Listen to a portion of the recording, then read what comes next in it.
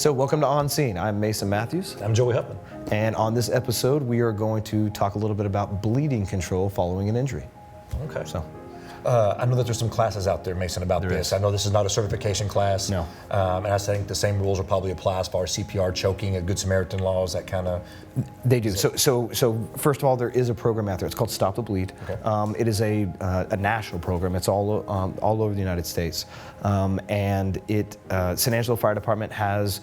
We have several instructors that have gone through and been vetted as instructors to go out and teach Stop the Bleed. Okay. So we have a program that San Angelo Fire Department offers. We're a traveling show. We will actually come to you, bring all the equipment, and there's a PowerPoint and an actual class that you could take. Class. Absolutely, with a certification at the end. So we teach it a lot. We teach it in schools. We teach it to church groups and bunco groups and bingo groups and Some of the things you're going to show us today, is it out of that class? Absolutely. Okay. So what we're going to go over today is an abbreviated version of what we teach in that class. That class is very thorough, and it goes through everything you can possibly think of injuries and the bleeding that happens because of the injury.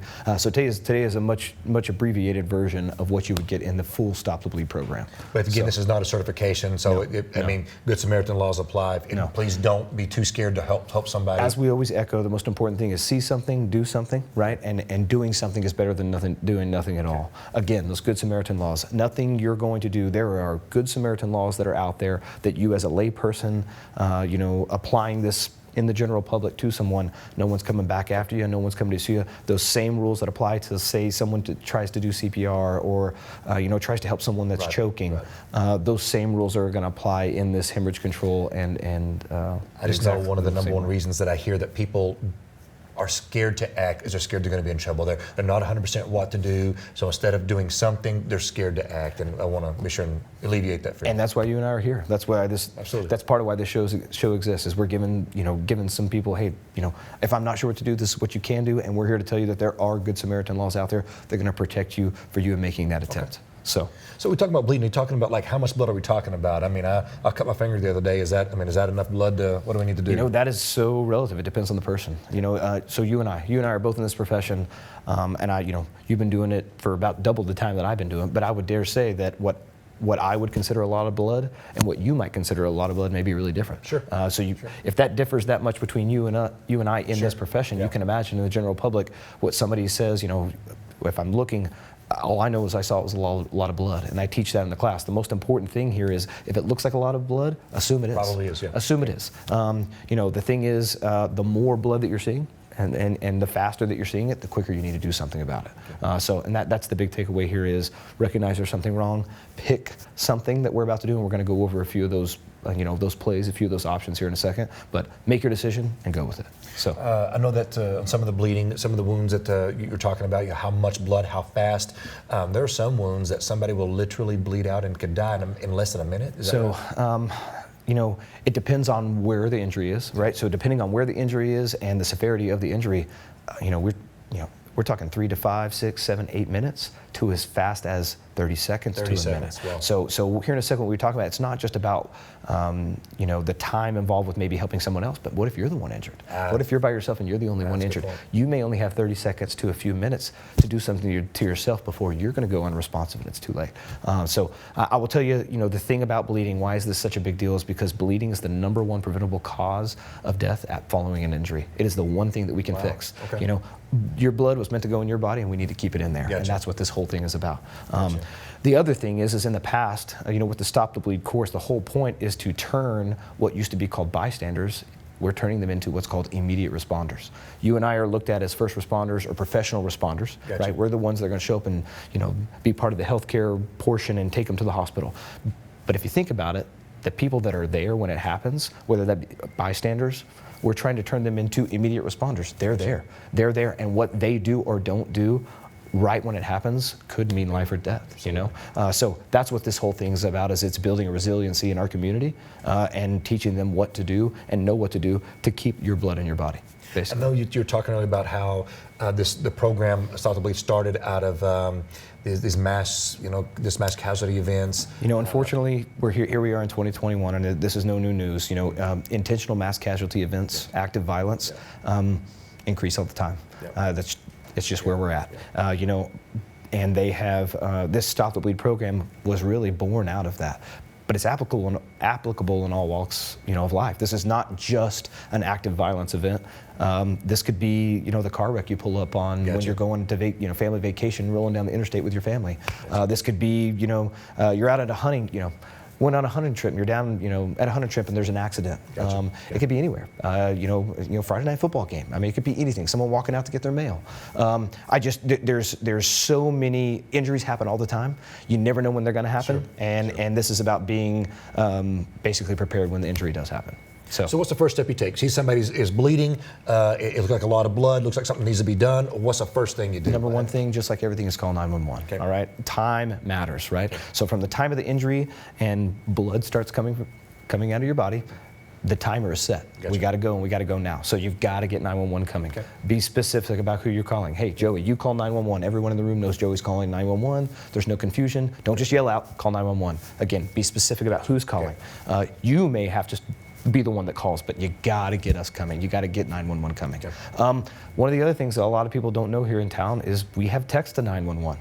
Here in San Angelo, right? So exactly what it sounds like. You can literally in your phone. So as we're talking about active violence situations, let's say we had an active violence situation and you were having to shelter in place and maybe be quiet and maybe talking on the phone is not a possibility. You can literally put 911 into your phone as who you're sending it to and send a text message, and a 911 dispatcher can talk right back to you. I doubt very many people in Angelo know that. Huge. So you can literally make a phone call, send a text. Everybody texts these days, Maybe you don't. Us young people, we like to send text. We'll talk after the show. But text to 911 is a valuable resource for our community, and a lot of people don't know we have it. But get 911 coming, because that is whatever's fixing to happen. If 911's not coming, we're setting ourselves up for failure. Yeah. Okay. But now we have and it's an injury, right? I need to assess the injury. The first thing we do, we've alerted 911. We got to find the bleeding. Where are they bleeding from? Okay. We need to talk. Now is not the time to be modest. Gotcha. You may have to expose the area. We need to find everywhere they're injured from, because we don't want to miss any one of the injuries. Right. And sometimes it's not the big, gnarly, bad injury that we look at and go, oh my gosh, look at his arm. It looks so bad, and we start treating that. But what we missed is the one on the other arm that's really bad, that's bleeding more than that one. Right. So you want to expose all the areas that are bleeding, so we don't miss anything. Okay. Right? Okay. So show me what you mean. Like, if we're gonna, is a tourniquet the first thing you go to? Perfect. What do you want to? How do you want? So actually, we have. I'm going to bring somebody on. So I'm going to bring Brenna Matthews on with the Fire Prevention Office. She's going to kind of come in here and she's going to be our model here. Okay. All right. So let's talk about that. The first and foremost, it's the thing you always know, right? I cut my finger, I push on it, right, until the bleeding goes away. Hold pressure. Right. Hold pressure. Me and you cut ourselves shaving all the time. What do? We press on it until the bleeding goes away, right? Some of us. You have to shave more than me. You actually have facial hair. I don't. But that's what it is. This is applying pressure. So it's the same thing. Okay. Your number one course of action is you need to apply pressure. All right. And when I talk about pressure, not just anywhere. All right. So I'm if Brenda were to have an injury here to her lower arm, I don't just let's just put our hands on it and hold it. Now again, something's better than nothing, right? I'm going to alert 911, get them coming, but I need to apply focus pressure. Focus pressure. Right. Okay. So me and you carry gauze on our ambulances, right? Brenna, if she's out shopping somewhere and she runs on, she may not have gauze on her, all right? But she's got a t-shirt on, she's got 2 socks on, maybe, hopefully, right?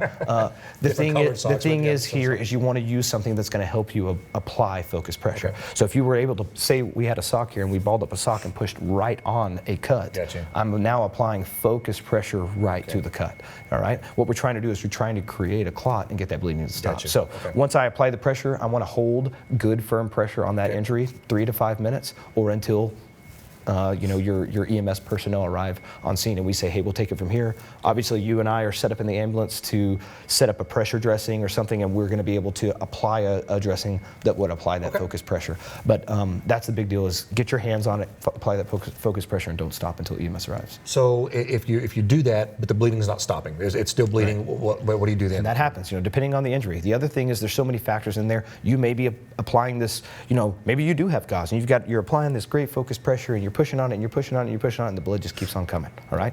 The next course of action could be a tourniquet, all right? Now, I know some people, they hear the word tourniquet, and they're like, whoa, in the past, some of the, I guess the thoughts about a tourniquet was, wow, that's pretty extreme. Not anymore. Yeah. There's a lot of things have changed, and unfortunately, these the more active violent situations that we have and some of our advancements in the military, now tourniquets are really the standard. I know there's been a lot of science put into a lot of studies done on tourniquets, even as of late, and I'm showing that they absolutely save lives, lots of lives. They absolutely do. Joey, there are people in our community right now that are still alive today because of tourniquet placement in this community, by lay people and by law enforcement, and by EMS personnel. I cannot tell you, how firsthand how amazing that is, and that's why this Stop the Bleed program is so needed,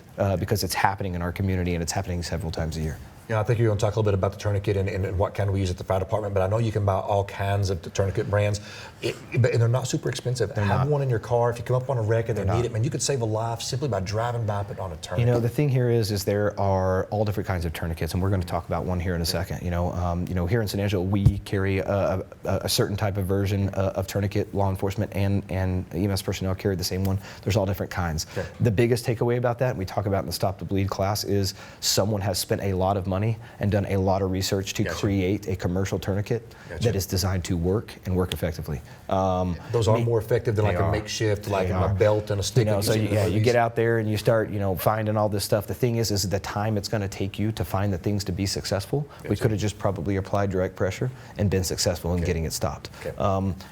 The goal is go out and get you a commercial tourniquet. If you're not sure, come. When we get the class, I will give you the resources you need to be able to get your own commercial tourniquet. But that commercial tourniquet is really going to set you up for success and set the patient or victim up for the best outcome. So, but let's talk about a tourniquet. I carry one all the time, and I know, like I said, if the bleeding's not being controlled by the focus pressure. Right. There it is. So this right here is called a CAT tourniquet, combat application tourniquet. This is the ones that we actually carry in the ambulance. We carry these. They come in all different colors. Main thing is they all work the same. All right. So if if I were, say, applying a direct pressure to, say, Brenda had an injury here in her lower arm and it's not working, and then I can transition to a tourniquet. This is a little more definitive form of treatment. What I'm fixing to do is I'm going to apply this tourniquet, and I'm going to basically cut off circulation to wherever I place the tourniquet for that extremity. Whoa, cut off the circulation. Whoa. What kind of damage are we going to do there, right? You're not going to. All right, here's the thing. They're not going to lose an extremity because the tourniquet's been placed. The thing is they have an injury that has circulation to it. Right? So by cutting off the circulation, you're now stopping the bleeding going to that injury. So we're basically going to keep the blood where it needs to be. And I think some people have the misconception that as soon as circulation's cut off, all of a sudden they're going to lose that extremity. Absolutely that's not the case. In surgery, they use tourniquets for hours sometimes while they're doing surgery.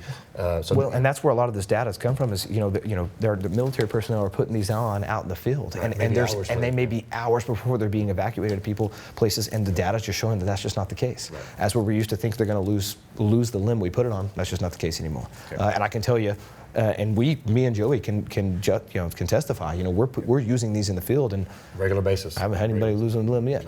So and that all depends on the time, and there's a lot of things, and we talk about that in the class. But thing is, a tourniquet only can go 1 of 4 places. Okay. You only have you got 2 arms, 2 legs. Right. So it can only go on an extremity. Okay. We don't ever put a tourniquet around anyone's neck. If our head's cut, we don't put it on our neck. No, we don't go to the neck. Right. Okay. We don't place the tourniquet there. So we can apply pressure anywhere, obviously, but the tourniquet only can go on arms or it can go on the legs. Okay. Right. So you put it over the wound. What's the? So really, we talk about that in the class, and there's all different dynamics there. But really, the easiest way to remember this is high and tight. High and tight. High and tight. So whether I'm going on a leg or I'm going on an arm, I go as high as I can on that extremity, and I put it as tight as I possibly can. Gotcha. All right. So if I were going to put it on Brenna's arm here, basically I would go as high as I can on her arm, and I would basically apply this tourniquet, get it up there as high as you can. I would put it on. I'm not gonna cinch it down here, but you want this. This is gonna be tight. So I've heard that these hurt. They're painful. Here's the deal.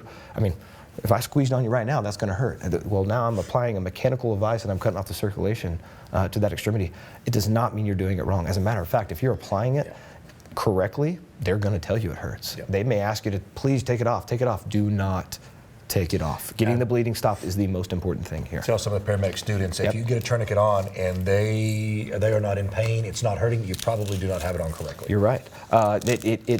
This is made to save your life. It is. It is made. So that's what it looked like when it's applied. Okay. You know, if I was gonna go to, if I was gonna go on her leg, again, I would go as high as I can. Okay. Same thing on this arm, but basically high and tight, as high and tight on the extremity as you can. And once it's on, it is not coming off. Okay. If you know, if I put this on and oh, please just, you know, Brenda's telling me, please just let it up just a little bit. Oh, it hurts so bad. It hurts so bad. I don't mind about the cut's fine. This hurts. No, it does not come off, all right? Once it's on, this is when you and I arrive on scene, we're transporting the patient with the tourniquet in place, and it's going to be that way all the way until they get to the hospital. Okay. So once it's on, it does not come off, all right? You don't want to ruin any success that you might have just created by put it on. So let's say that they have a wound that's not on an extremity. What then? I mean, how do you...